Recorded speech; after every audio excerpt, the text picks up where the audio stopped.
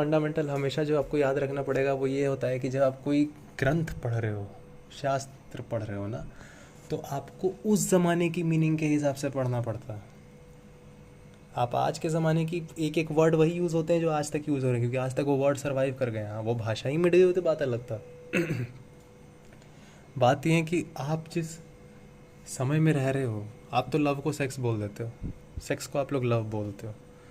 हाँ, तो कृष्ण अगर किसी को लव बोल रहे हैं तो उसका मतलब क्या है, आपको ये जानना पड़ेगा।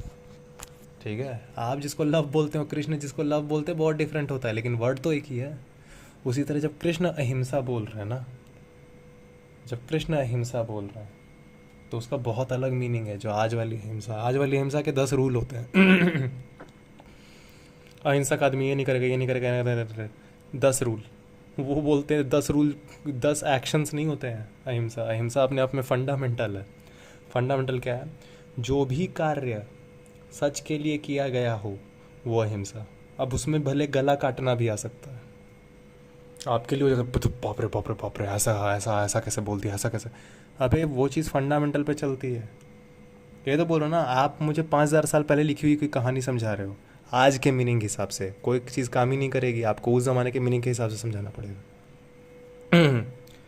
क्योंकि वर्ड्स वही आज तक कर रही हैं एग्जिस्ट, लेकिन उनका मीनिंग बदल चुका है। इसलिए आप देखोगे पुराने ज़माने की जितनी कहानी आप समझाते हो ना, वो सब आज के डेट में यूज़लेस हो जाती है।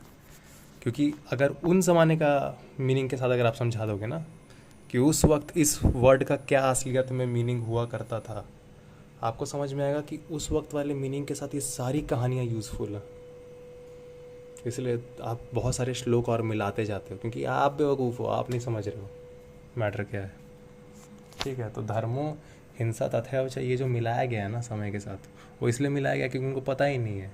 उनको काटना है गला आजकल के लोगों को, तो उसमें हिंसा मिला दे रहे हैं वो।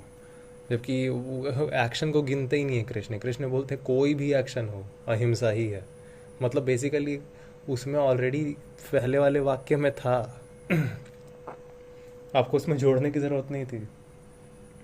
ठीक है, आदमी ना चालाकी भी ढंग से नहीं कर सकता अगर ज्ञानी ना हो। ठीक है, बेवकूफ़ी अच्छी है,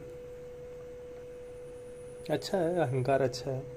हम सब खुद को नहीं जानते हैं और किसी भी चीज़ को हम सब समझाने निकल जाते हैं बिना समझे कि उसको किस कॉन्टेक्स्ट में कहा गया था जब फर्स्ट टाइम उसको कहा गया था, और आज उससे उन्हीं वर्ड्स के लिए आज क्या कॉन्टेक्स्ट हो चुका है हम सब ये तक चेक नहीं करते हैं। हम सब आज ज़रूर जाते हैं तुरंत एक्सप्लेन करने।